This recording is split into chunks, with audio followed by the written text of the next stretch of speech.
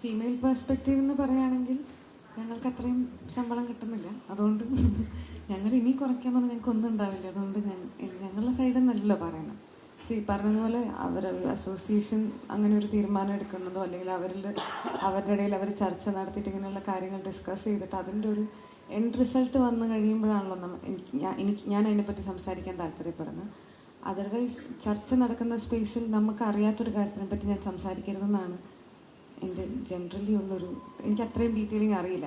അവരുടെ ഉള്ളിൽ ശരിക്കും നടക്കുന്ന പ്രശ്നങ്ങൾ എന്താണെന്നുള്ളതോ അല്ലെങ്കിൽ എന്തുകൊണ്ടാണ് ഇത് പറയുന്നതെന്നുള്ളതിനെ പറ്റിയിട്ടോ എനിക്ക് അത്രയും ധാരണ ഇല്ലാത്തതുകൊണ്ട് എനിക്ക് വെറുതെ അതിനെപ്പറ്റി പറയുന്നതിൽ നല്ലത് അതിൻ്റെ എൻഡ് റിസൾട്ട് എന്താണെന്ന് അറിഞ്ഞിട്ട് സംസാരിക്കുകയാണെന്ന് തോന്നുന്നു.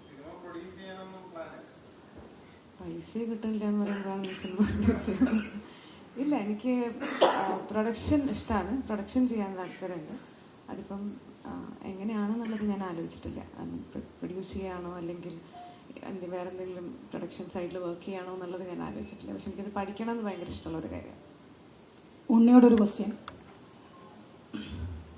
അങ്ങനെ വിളിക്കാമല്ലോ, നമ്മുടെ വീട്ടിലെ പയ്യനല്ലേ? എൻ്റെ പേര് ഉണ്ണിന്നാണ്. ഓക്കെ. പേര് മാറ്റി വിളിക്കാറ്. യശോദ എന്ന മൂവിയിൽ കോർ ഇതല്ല എങ്കിലും കണ്ടന്റ്, പ്രത്യക്ഷത്തിലുള്ള കണ്ടന്റ് IVF ആയിരുന്നല്ലോ. അപ്പോൾ അതും ഇതും തമ്മിൽ കണക്റ്റഡ് ആയിരുന്നു. കണക്ഷൻ എന്തെങ്കിലും കിട്ടിയിരുന്നോ? ഇല്ല മാം, എനിക്ക് ഞങ്ങളിപ്പോൾ എടുത്തു പറഞ്ഞപ്പോഴാണ് ഞാൻ അതൊരു ജോബ് പ്രൊഫൈൽ മാത്രമേ ഉള്ളൂ.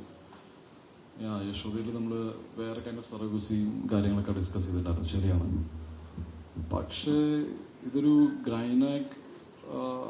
മെയിൻ ഗൈനക്കായിട്ട് ഞാൻ സിനിമയിൽ വന്നു, അത് കറക്റ്റാണ്. പക്ഷേ സിനിമ ഡിസ്കസ് ചെയ്യുന്ന ഇമോഷൻ ടോട്ടലി വേറെയാണ്.